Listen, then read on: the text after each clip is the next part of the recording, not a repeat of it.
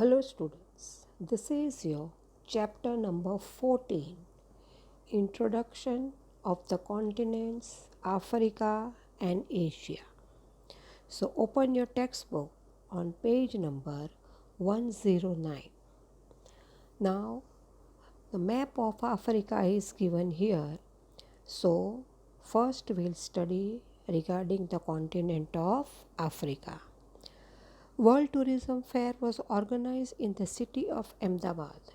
Various tourist organizations and tourist department of the country had been sharing information about tourist destinations important from historical, geographical and cultural point of view.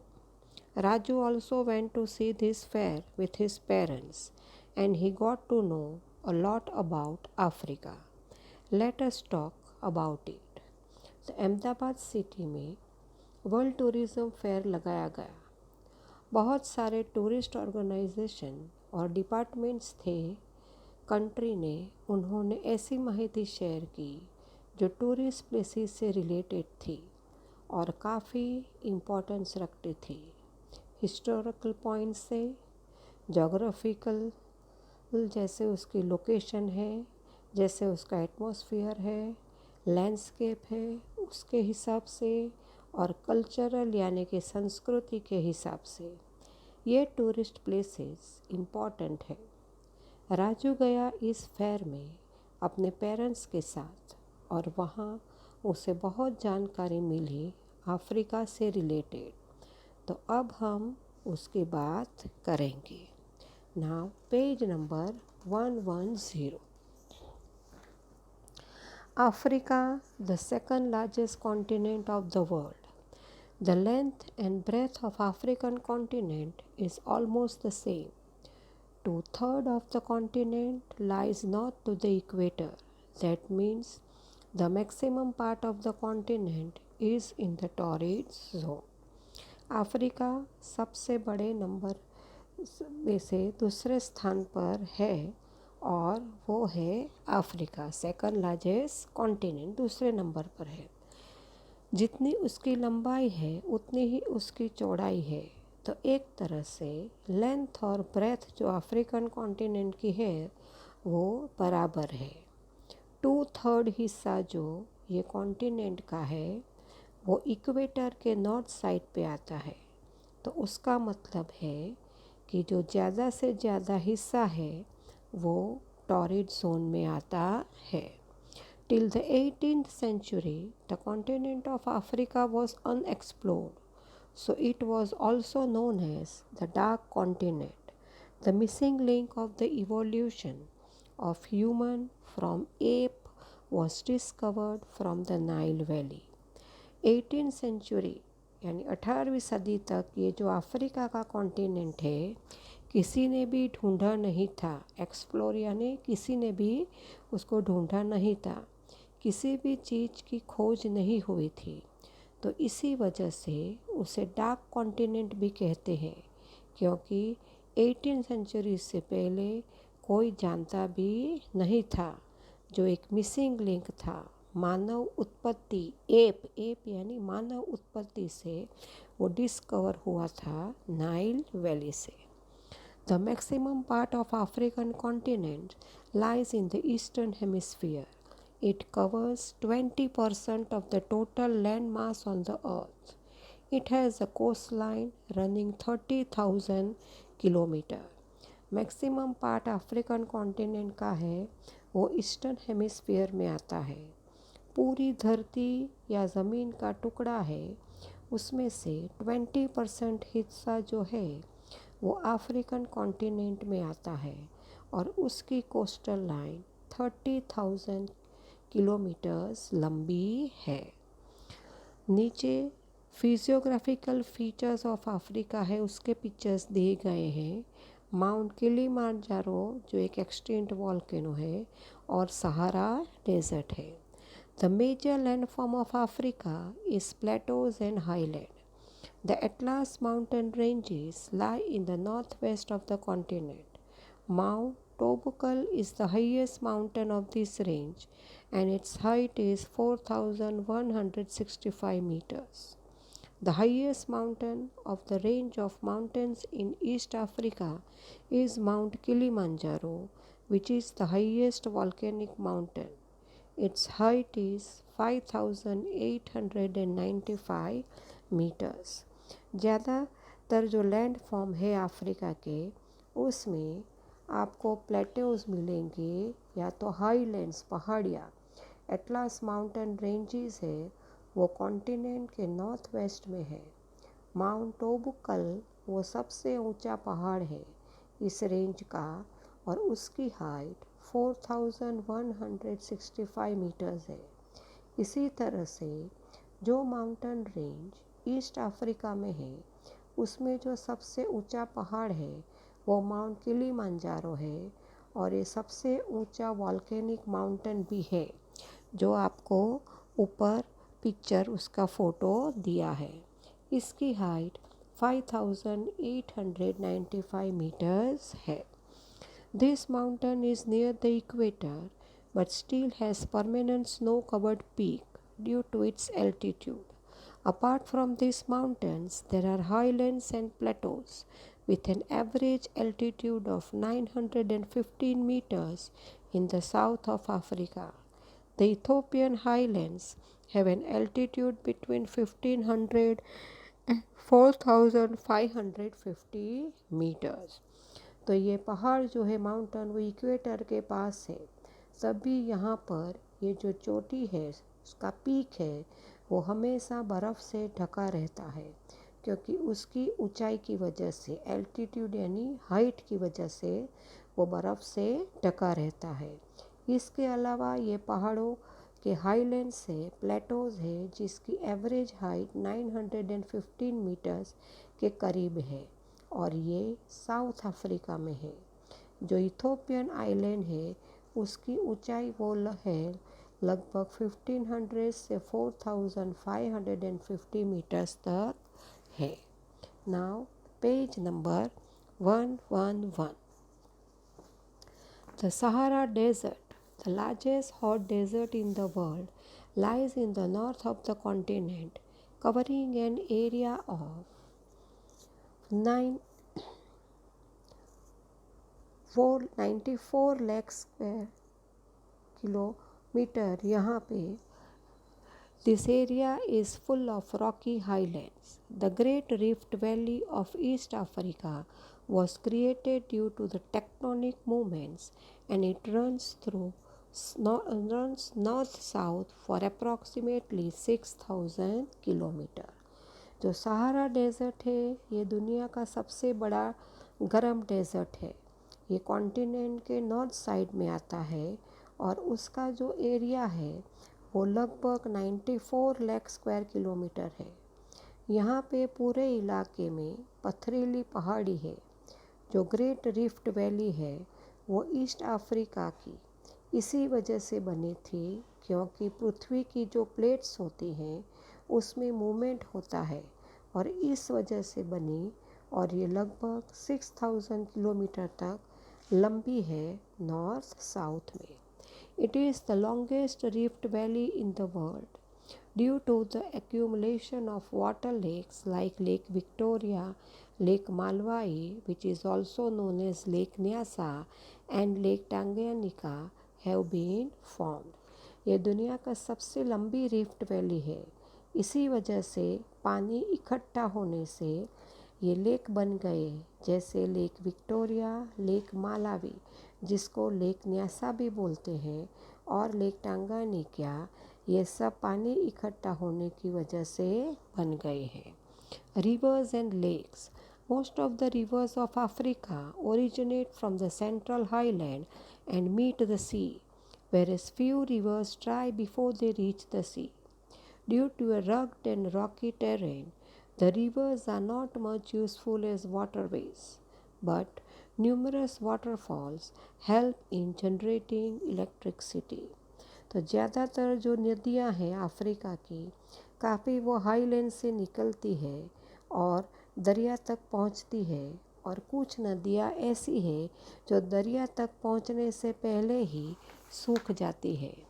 जिस तरीके से पथरीला रास्ता है और उबड़ खाबड़ रास्ता है, उसकी वजह से रिवर्स जो है उसको हम वाटरवेज के तरीके से इस्तेमाल नहीं कर सकते। लेकिन बहुत सारे झरने हैं ऐसे हैं जो बिजली उत्पादन करने में काम आते हैं। The major rivers of Africa are Nile, Congo, Niger, and Zambezi. The various lakes are Victoria, Chad, Turkana, Natron, etc. तो ये मुख्य नदियाँ हैं अफ्रीका की, Nile, Congo, Niger and Zambezi. और यहाँ के फेमस लेक है Victoria, Chad, Turkana and Natron. Nile is the longest river in the world. Its length is 6,436 kilometers. It originates from the highlands of Ethiopia and flows through Sudan and Egypt to meet the Mediterranean Sea. Nile river सबसे लंबी नदी है दुनिया की और उसकी लंबाई 6,436 kilometre है। इसको ओरिजिनेशन में जो हुआ है वो इथोपिया के हाईलैंड से और सूडान इजिप्ट से बहती हुई आती है और मेडिटेरियन सी में जाकर मिल जाती है। With a surface area of 68,800 square kilometer, Lake Victoria is Africa's largest lake by area and is also the largest tropical lake in the world. Lake Victoria is the world's second largest freshwater lake by surface area. Surface area के हिसाब से जो कि 68,800 square kilometre है, lake Victoria Africa का सबसे बड़ा lake है एरिया वाइज और सबसे बड़ा ट्रॉपिकल लेक है दुनिया का। लेक विक्टोरिया दुनिया का second largest fresh water lake है एरिया वाइज देखा जाए तो। नीचे लेक विक्टोरिया का पिक्चर दिया गया है और नाइल रिवर का जो ओरिजिन जहाँ से निकलती है वो भी नीचे पिक्चर में दिखाया गया है। Climate and vegetation. The climate of Africa is quite diverse. Varying temperature and precipitation leads to a wide variety in vegetation too. Equatorial rainforests are seen in the equatorial region. Extremely hot and humid climate suits the trees like mahogany, ebony, longwood, rosewood, ironwood, rubber, cinchona and bamboo. तो Africa का climate है वो अलग है। जिस तरीके से temperature में बदलाव होता है, प्रेसिपिटेशन होता है, यानी कि कुछ चीज़ें जम जाती हैं, उससे वेजिटेशन में फ़र्क आता है। Equatorial rain forest equatorial region में मिलते हैं। बहुत ज़्यादा गर्मी और ह्यूमिड यानी भेज वाला जो क्लाइमेट होता है वो इन सब ट्रीज़ के लिए बहुत फ़ायदेमंद होता है। The rainfall decreases as one proceeds towards the north, and so the vegetation too changes from the sprawling grasslands of savanna to the thorny bushes of cactus, date palm, etc. In the Sahara Desert, the Mediterranean region of Africa receives rainfall in winters too. Here, sweet and citrus fruits such as orange, lemon, peach, grapes, etc. are grown. तो जैसे जैसे बारिश कम होती जाती है, अगर कोई north की तरफ मूव करना शुरू करे तो वैसे वैसे वेजिटेशन में भी फ़र्क आने लगता है। जहाँ सवाना के ग्रासलैंड है वहीं कैक्टस, डेट पाम ये सब सहारा डेजर्ट में देखने को मिलते हैं। मेडिटेरियन इलाका है जो अफ्रीका का, वहाँ पे सर्दी में भी बारिश होती है। इसी वजह से यहाँ पर मीठे और खट्टे फल होते हैं जैसे orange, lemon, peach, grape etcetera उगाए जाते हैं। अब नीचे the pictures are given of the equatorial forest of the mahogany tree and the thorny vegetation like cactus. Now turn your page number 112. Agriculture, mineral resources and people. 70% of the Africans indulged into agriculture.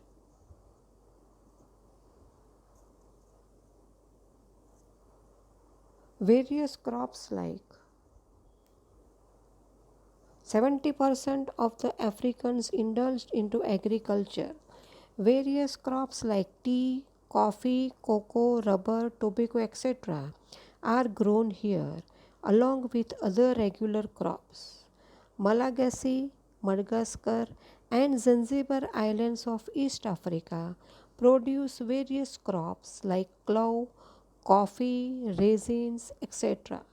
Zanzibar is also known as the islands of clove. तो 70% लोग Africa के खेती करते हैं। अलग अलग variety के crops जैसे tea, coffee, cocoa, rubber, tobacco ये सब रेगुलर क्रॉप के साथ उगाए जाते हैं। जो मलागेसी है जिसको मडसागर बोलते हैं और ईस्ट अफ्रीका के ज़ंजीबार आइलैंड है वहाँ अलग अलग टाइप के क्रॉप्स बोए जाते हैं जैसे club, coffee, rice etcetera. Club यानी कि लौंग। ज़ंजीबार को क्लव का आइलैंड बोलते हैं। Page number 113। Various minerals like gold, diamond, copper, uranium, manganese, etc. are found from the mines of Johannesburg and Transvaal of South Africa. Mineral oil is found in Egypt and Libya. अलग अलग तरीके के minerals खनिज पदार्थ like gold, diamond, copper, uranium, manganese etcetera ये सब Johannesburg की mines हैं वहाँ मिलते हैं और ट्रांसफर के साउथ अफ्रीका में भी पाए जाते हैं। मिनरल ऑयल है वो मिलता है वो इजिप्ट और लीबिया से। The pygmies live on the banks of river Zaire and Congo in the forest of Africa, the Bushmen in the Kalahari Desert and the Masalit in Sudan, the Bantu in Kenya and Beodanis live in Egypt. जो पिग्मीज लोग हैं वो river ज़ायर है और Congo उनके जो जंगलों है अफ्रीका में वहाँ रहते हैं। खलहारी डेजर्ट के लोग हैं वो बुशमैन में है। सूडान में मसलित है, केनिया में बांटू है और इजिप्ट में बियोडनिस रहते हैं। ये सब नोमैडिक्स है। Country profile Egypt. Egypt is one of the most ancient countries in the world, is an Arabic republic. The great civilization of Egypt grew on the bank of river Nile. This country is famous in the world for its pyramid and sphinx. The Tropic of Cancer passes through South Egypt. Egypt जो है वो सबसे पुरानी country है पूरी दुनिया में और एक अरब रिपब्लिक के तौर पे। इजिप्टियन सिविलाइजेशन है वो रिवर नाइल के किनारे पर बना है। ये कंट्री दुनिया में दो चीज़ों के लिए फेमस है, वह है पिरामिड और sphinx. Tropic of Cancer south Egypt से पास होता है। Dates and cotton are grown in abundance here. Cairo is the capital city as well as the industrial center. The Suez Canal has brought Asia and Europe closer to each other. तो dates, खजूर और cotton की खेती बहुत ज़्यादा होती है। Cairo Egypt की राजधानी कैपिटल है और वो एक औद्योगिक सेंटर, इंडस्ट्रियल सेंटर भी है। सुएज कैनाल की वजह से एशिया और यूरोप एक दूसरे से काफ़ी करीब आ गए हैं। South Africa. South Africa in this country located at the southernmost end of the continent of Africa. It is a country lying in a temperate zone with a tropical climate. Primarily, South Africa was an agricultural country, but the discovery of diamond and gold mines near the river Vaal in 1867 brought drastic changes in its economy. Pretoria is its capital, but the parliament is in Cape Town. Durban and Johannesburg are other major cities. South Africa southern most and पे स्थित है Africa continent में। ये जो country है वो temperate zone में है और उसका क्लाइमेट ट्रॉपिकल है। शुरू में साउथ अफ्रीका एक खेती प्रधान देश था, लेकिन जब से माइंस में गोल्ड और डायमंड डिस्कवर हुए हैं वाल नदी के पास इन 1867, तब से उसकी इकोनॉमी में बहुत बड़ा बदलाव आया। साउथ अफ्रीका का कैपिटल राजधानी प्रिटोरिया है, लेकिन उसकी जो पार्लियामेंट है वो केप टाउन में है। डरबन और जोहान्सबर्ग बड़े बड़े शहरों में से ये दो मुख्य शहर है। So students, now rest of the chapter will continue in the next video.